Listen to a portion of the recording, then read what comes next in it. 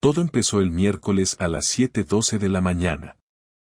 Lo sé porque justo a esa hora salgo siempre al garaje a por la bici antes de irme al trabajo.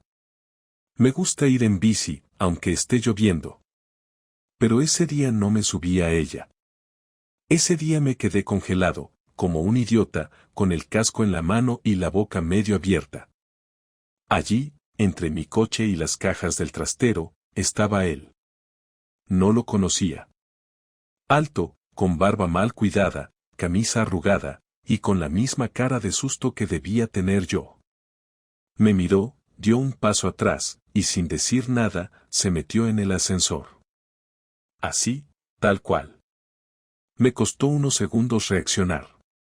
Subí corriendo las escaleras hasta el segundo piso, abrí la puerta de casa y la encontré a ella, a Laura, mi mujer, en bata, con el pelo mojado, desayunando cereales.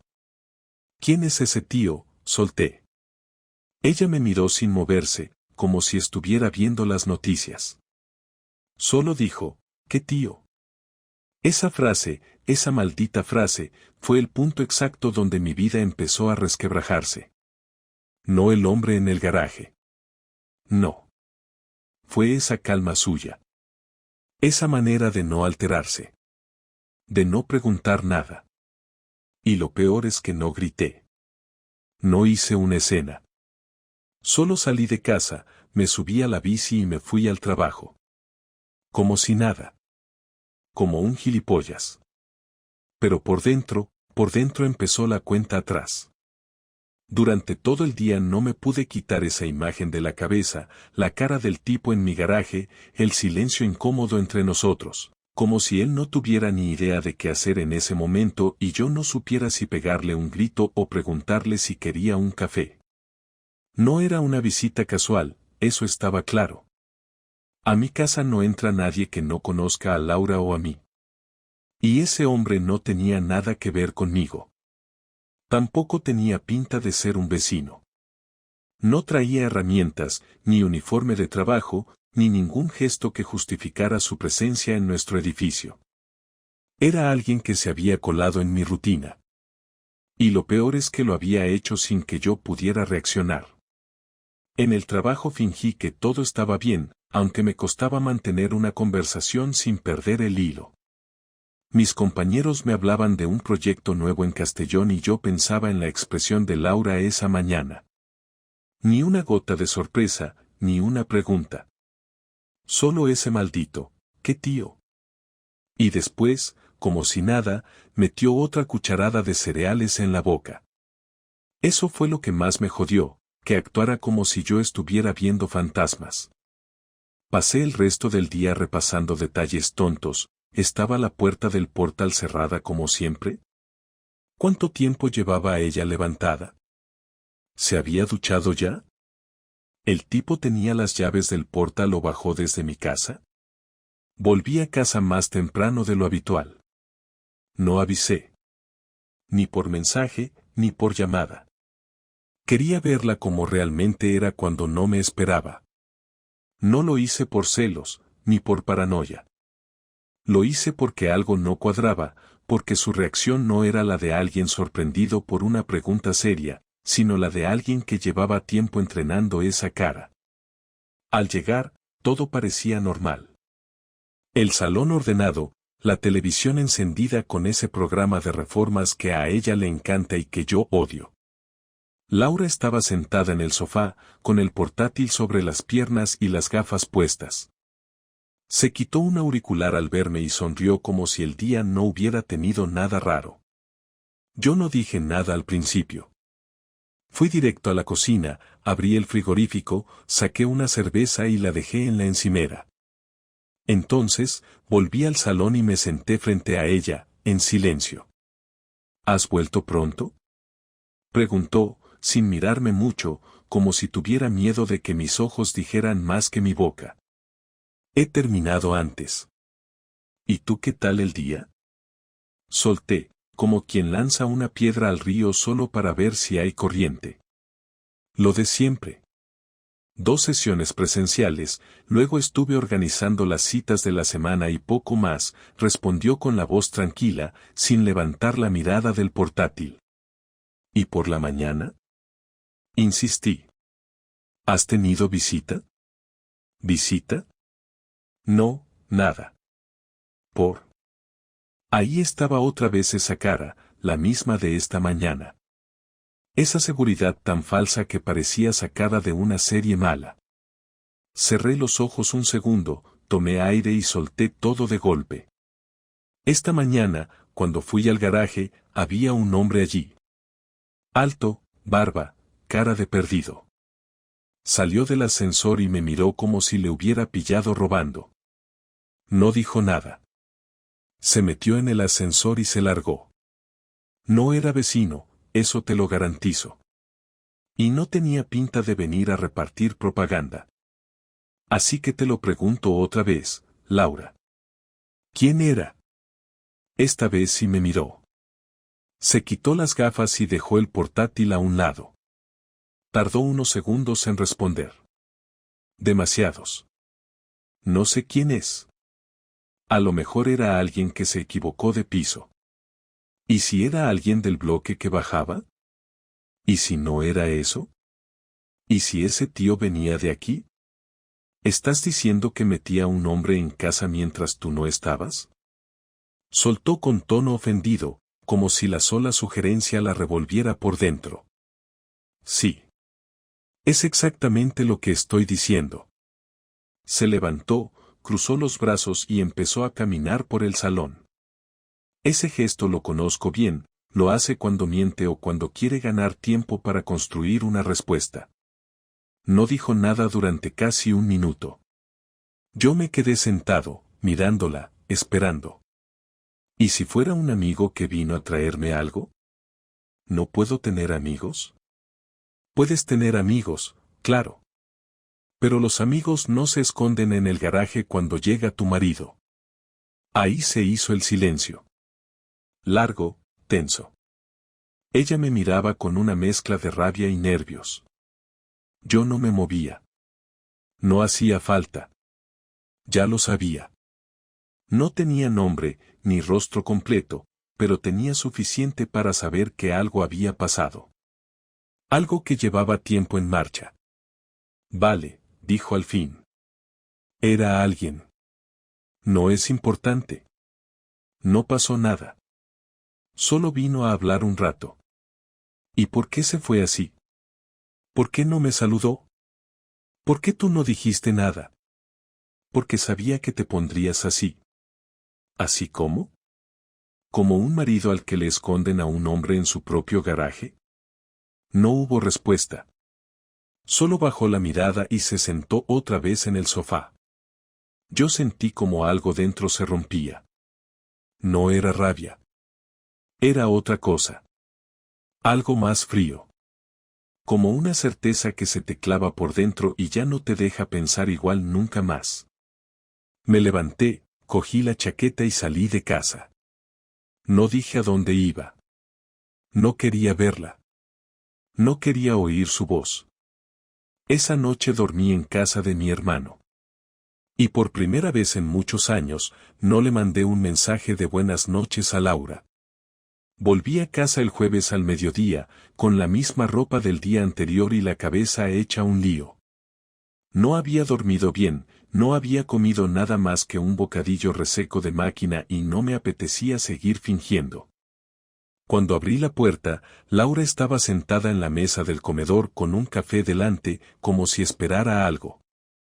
Me miró sin decir nada, y yo me quedé en el marco de la puerta un momento, como si aún tuviera que decidir si entrar o no. Cerré, me acerqué y me senté frente a ella. No saludé. ¿Vas a seguir sin hablarme? Preguntó, como si la víctima fuera ella, como si yo me hubiera marchado por capricho. No tengo mucho que decirte si me vas a seguir mintiendo, le respondí, sin levantar la voz, pero sin quitarle los ojos de encima. No te he mentido. ¿Entonces quién es? Dije de golpe. Quiero saber su nombre, desde cuando lo ves, si ha estado aquí antes, si se ha sentado en este sofá, si ha dormido en mi cama. Quiero saberlo todo. Y esta vez no quiero respuestas a medias ni silencios incómodos. Laura me miró, tragó saliva, y por primera vez desde que esto empezó, vi que no sabía cómo salir del paso. Apartó la taza a un lado y apoyó los codos sobre la mesa, como si eso le diera firmeza. Pero su voz salió temblorosa, aunque intentó disimularlo. Se llama Mario. Es alguien del instituto. Empezamos hablando hace meses. Solo eso. A veces tomábamos algo después del trabajo. Solo eso.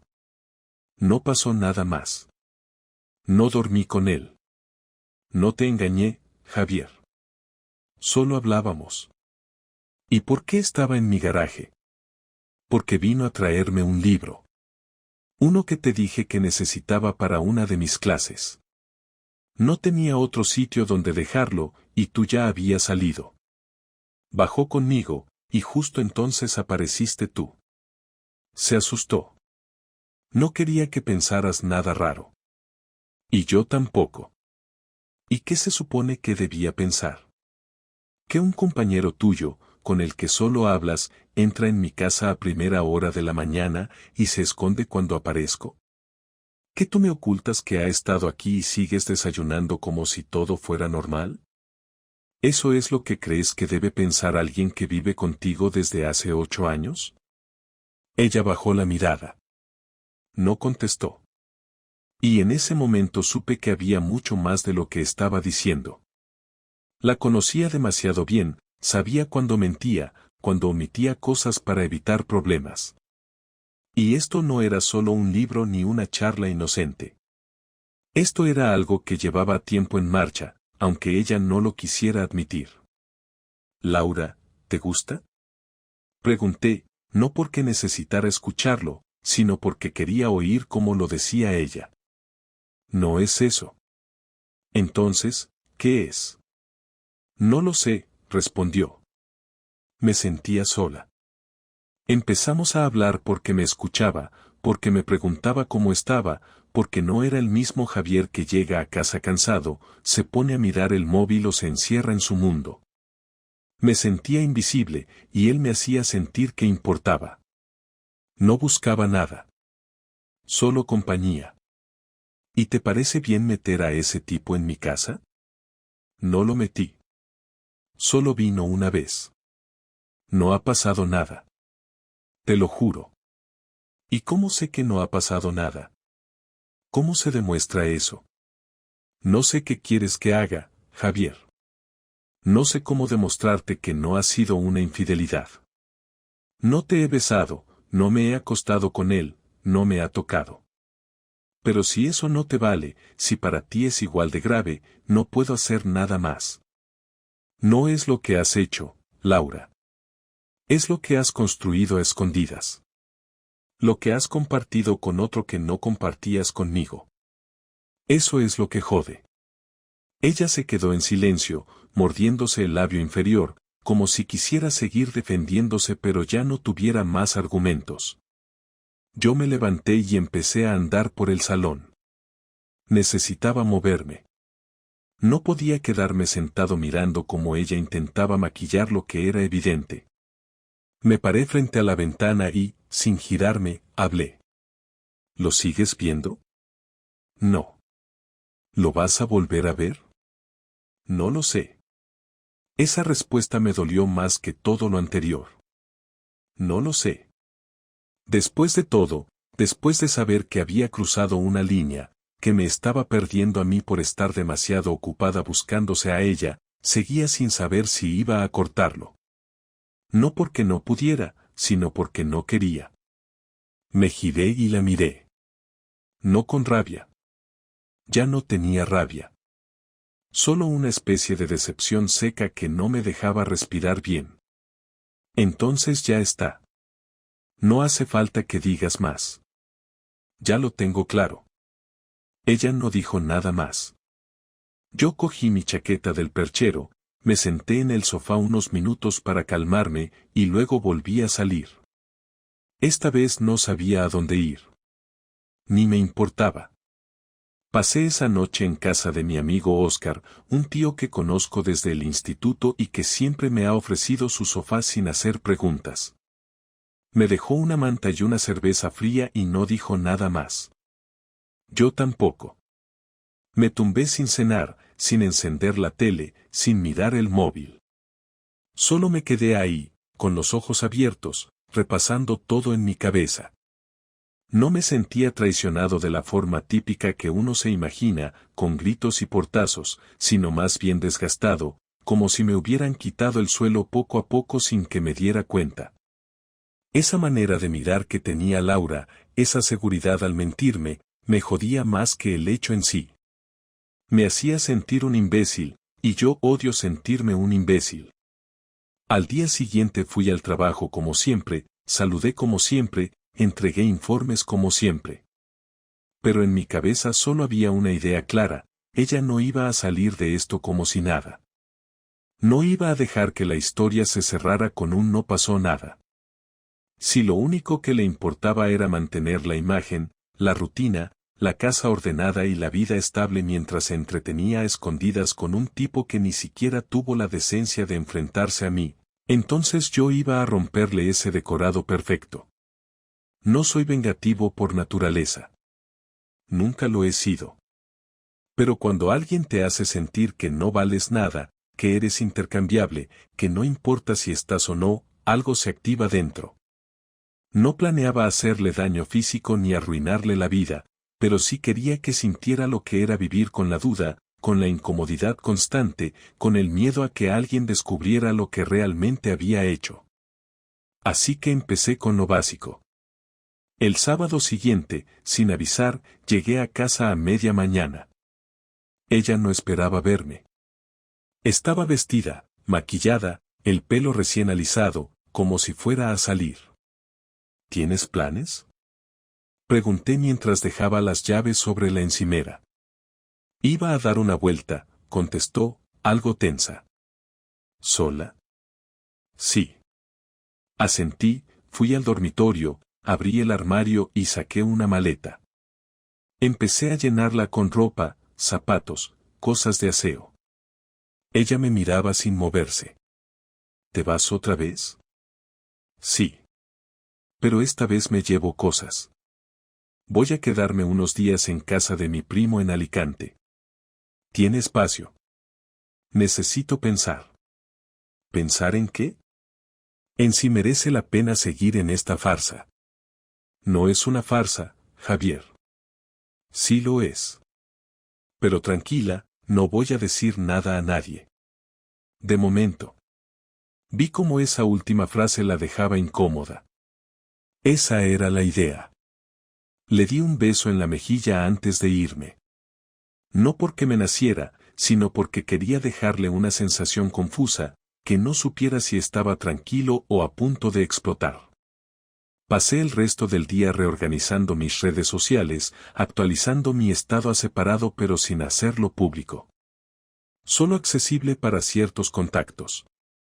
Entre ellos, compañeras suyas del instituto. Luego empecé a seguir a Mario en Instagram desde una cuenta secundaria que había creado hacía meses por trabajo. Una de esas que no tiene ni foto ni nombre real. No hizo falta mucho para que aceptara. El tipo era de esos que publican todo, cafés, frases inspiradoras, selfies en el coche, fotos de reuniones con los compañeros. Un idiota con una autoestima inflada y cero discreción. Encontré una foto reciente con varios profesores, y ahí estaba Laura, en un rincón, sonriendo con esa expresión falsa que tan bien conocía. No comenté nada, no hice me gusta, solo la guardé. Luego pasé a la parte siguiente. Empecé a escribirle a su hermana, con la que nunca me había llevado del todo bien. Le dije que Laura y yo estábamos en un momento complicado, que había cosas que ella no sabía, y que me preocupaba el rumbo que estaba tomando todo. Bastó con eso para que empezara a hacer preguntas. Le contesté con evasivas, dejé caer que había alguien más, que Laura estaba cambiando, que no sabía si seguiría en casa la semana siguiente. El tipo de conversación que planta una semilla de duda y deja al otro con ganas de más. También llamé a mi suegra. Con ella fui más directo. Le dije que Laura estaba distante, que últimamente pasaba mucho tiempo con un compañero de trabajo y que ya no me hablaba como antes. Le pregunté si ella había notado algo. Lo hizo. Me dijo que Laura llevaba semanas sin llamarla, que incluso había cancelado una comida familiar sin dar muchas explicaciones. Quizá solo está estresada, me dijo. Quizá, respondí. Colgué y no volví a llamarla. Durante los días siguientes, me limité a seguir el mismo patrón. Movimientos pequeños, detalles sutiles, nada agresivo ni evidente. Pero suficientes como para que todo a su alrededor empezara a volverse incómodo. Laura me escribió un par de veces, mensajes cortos, casi robóticos. No los respondí. Luego me llamó una noche, y contesté. ¿Qué estás haciendo, Javier? Descansando. ¿Has hablado con mi madre? Sí. ¿Y por qué? ¿Por qué no? Es parte de mi vida. Al menos, lo era. Me estás dejando mal. Estás haciendo que todos sospechen. Yo no he dicho nada concreto. Si sospechan, será por algo. Silencio. ¿Qué quieres? Nada. Solo estoy devolviendo el favor. Colgó. Y yo, por primera vez en muchos días, dormí bien. Volví a casa el jueves por la noche después de 9 días fuera. No avisé. Quería verla como estaba realmente, sin el filtro de los mensajes ni la voz falsa del teléfono. Cuando abrí la puerta, ella estaba en el salón, con el portátil cerrado frente a ella y una copa de vino en la mano. No me miró al principio. Se limitó a decir hola sin emoción, como si yo hubiera vuelto de una compra rápida. Dejé la mochila en el suelo, me quité la chaqueta y me senté en el sillón, sin sacar ni una palabra. Estuve unos segundos observándola, buscando cualquier gesto, cualquier mínima señal de arrepentimiento o de vergüenza. Pero no había nada. Solo ese silencio tenso que ya se había vuelto parte de la casa. ¿Ya has terminado con tu campaña? Preguntó sin mirarme. ¿Qué campaña? La de sembrar dudas por todas partes. La de ir dejando pistas sin decir nada concreto. Solo respondí lo que me preguntaron. No te hagas el inocente, Javier. Hablaste con mi madre, con mi hermana, y vete tú a saber con quién más. ¿Querías humillarme? ¿Eso te hacía sentir mejor? No, Laura. Lo hice para que sintieras lo mismo que yo. Esa incomodidad de no saber quién sabe qué, de mirar a alguien a los ojos y preguntarte si te está juzgando. Eso que yo sentí durante semanas mientras tú fingías que todo estaba bien y ese tal Mario rondaba por nuestra casa. Ella bebió un sorbo, se levantó y se apoyó en el marco de la puerta. Se quedó ahí, mirándome. No había rabia en su cara, ni tristeza. Solo una especie de resignación. No me acosté con él. Te lo he dicho. Y no me importa. ¿Cómo que no te importa? Me da igual si lo hiciste o no. Porque lo que hiciste ya fue suficiente. Mentiste. Me ocultaste cosas. Te hiciste la víctima cuando solo estabas cubriéndote. Y cuando te descubrí, no mostraste ni una gota de arrepentimiento. Solo te preocupaste por el escándalo. Por lo que diría tu madre, tu hermana, tus amigos del trabajo. Pero a mí, al que llevas 8 años diciendo que amas, me trataste como un estorbo. No es tan sencillo. Sí lo es. No me buscaste cuando me fui. No llamaste al día siguiente, ni al otro. Dejaste pasar los días como si el problema fuera mío. Como si yo tuviera que resolver lo que tú rompiste. ¿Qué quieres que haga, Javier? ¿Que me arrodille y te pida perdón? ¿Que llore y te prometa que cambiaré? No. Solo quiero honestidad. Te la estoy dando ahora. Me equivoqué. No sé cómo llegué a eso, pero pasó. Me sentía sola, ignorada, aburrida. Empezó siendo algo tonto, un intercambio de mensajes, una conversación de café. Y me dejé llevar. No supe cortar a tiempo. No tuve valor. Pensé que podía controlarlo. Pero cuando te vi en el garaje aquel día, me di cuenta de que ya era tarde. ¿Y por qué no lo paraste entonces? Porque me dio miedo. Pensé que si confesaba, te perdía. Y si lo negaba, aún podía salvar algo. Pero no quería salvarme a mí. Quería salvar tu imagen. Que no cambiara nada. Tal vez sí. Tal vez quise mantener todo como estaba. No soy buena con los conflictos. Siempre he evitado los enfrentamientos, lo sabes. Y eso no me excusa. Lo sé. Nos quedamos callados un rato. Ella volvió a sentarse, pero ya no tenía esa actitud de superioridad de antes. Estaba rota, o al menos eso parecía. Yo tampoco tenía fuerzas para seguir discutiendo. No había más que decir. Todo estaba dicho. ¿Vas a pedir el divorcio? Preguntó, esta vez mirándome directamente. Sí. ¿Lo tienes claro? Lo tuve claro en cuanto dijiste no lo sé cuando te pregunté si lo ibas a volver a ver. Asintió, sin llorar, sin escándalo. Se levantó, fue a la habitación y volvió con un sobre. Aquí tienes mis documentos y mis datos bancarios. He hablado con un abogado. Te mandarán el acuerdo esta semana. Gracias. Lo siento, Javier. Lo sé. Me levanté, cogí la mochila, y antes de salir, la miré una última vez. No era odio lo que sentía. Era otra cosa. Tristeza, decepción, cansancio. Lo que pasa cuando te das cuenta de que alguien que conocías también ya no existe. Ella abrió la puerta por mí. No hubo abrazo. No hubo cuídate. Solo el sonido seco de la puerta al cerrarse. Los primeros días después de salir de casa no fueron tan duros como me imaginaba. Lo más difícil había pasado antes, cuando no entendía lo que estaba ocurriendo, cuando todo eran sospechas, incomodidades, frases vagas y miradas que no encajaban con las palabras.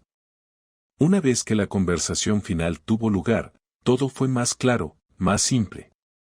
Me fui a vivir a un piso pequeño que encontré por Idealista, cerca del trabajo, sin grandes pretensiones, con lo justo, una cama, una mesa, una cafetera barata y una televisión que apenas encendía.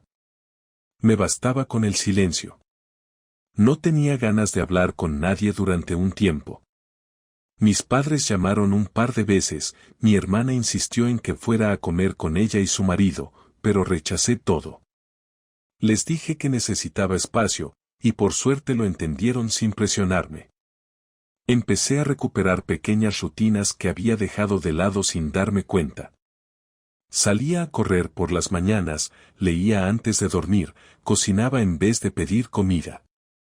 En el trabajo, me sumergí en cada proyecto como si necesitara demostrar algo, pero en realidad solo quería tener la cabeza ocupada. Las noches eran lo más difícil. A veces, al apagar la luz, me venían imágenes de Laura, de cómo era cuando las cosas estaban bien, cuando las tardes de domingo eran para reírse en el sofá o hacer planes para algún viaje corto. Recordaba eso sin rencor, pero también sin nostalgia. Era más una constatación, eso existió, sí, pero ya no. Una tarde, 2 semanas después de irme, me llamó su hermana. Me sorprendió porque nunca habíamos tenido una relación cercana. Me dijo que Laura no salía de casa, que estaba muy afectada, que había perdido peso y no hablaba con nadie más que con ella. Me preguntó si no pensaba que todo había sido exagerado. Le dije que no había exagerado nada, que simplemente había tomado una decisión cuando se me acabaron las opciones. Me dio las gracias por contestar y colgó. Esa llamada me confirmó que Laura había empezado a entender el alcance real de lo que había hecho. Que no era un simple bache, ni un error sin consecuencias. No se trataba de perdonar o no, sino de reconocer que había roto algo que no se podía arreglar solo con explicaciones. Unos días después, llegó el documento del divorcio. Lo leí con calma. Todo estaba en orden. No había disputas, ni trampas, ni intentos de quedarse con más de lo que correspondía. Era limpio, directo, casi frío. Lo firmé sin pensarlo mucho y lo envié de vuelta por mensajero. No sentí alivio, ni tristeza. Solo una especie de aceptación. Era el cierre formal de algo que ya estaba muerto desde hacía tiempo. No tuve ganas de escribirle, ni de verla de nuevo. Ya no había nada que decirnos. En algún momento me crucé con Mario en el supermercado. Fue uno de esos encuentros incómodos que uno preferiría evitar. Él me vio primero. Me saludó con un gesto de cabeza, como si no supiera si debía acercarse o fingir que no me conocía. Me acerqué yo. Le pregunté si estaba bien. Me dijo que sí, que habían dejado de verse, que no sabía cómo gestionar todo eso. No le dije que me daba igual. Solo asentí y me fui. No tenía sentido discutir con él. Ya no era parte de mi historia. Ahora, después de un mes, puedo decir que no me arrepiento de nada. No me arrepiento de haber sido paciente al principio, de haber intentado entender lo que pasaba, ni de haberme ido cuando supe la verdad. No me arrepiento de no haber gritado, ni de no haber hecho un escándalo. Me fui de forma limpia, sin perder el control, y eso me deja tranquilo. Aprendí que a veces no es necesario que alguien te apuñale para sentir que te ha herido. Basta con que te oculten cosas, que te saquen del centro de su vida, que te hagan sentir que estás de más. Eso es más que suficiente. No sé si volveré a enamorarme, ni me preocupa. No estoy buscando a nadie. Estoy recuperando lo que era mío, lo que dejé de lado por mantener una relación que ya no me devolvía nada. Me volví a apuntar al gimnasio. Estoy planeando un viaje solo por el norte de España. Quiero parar en sitios pequeños, dormir en hostales, andar sin rumbo fijo.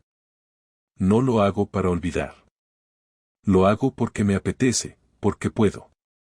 A veces me preguntan si volvería con ella si me lo pidiera. La respuesta es no. No porque le guarde rencor, sino porque ya no siento nada. El cariño no basta cuando se ha perdido el respeto, cuando alguien elige mentirte antes que mirarte a los ojos. No se trata de venganza, ni de orgullo. Es una cuestión de dignidad. El capítulo se cerró.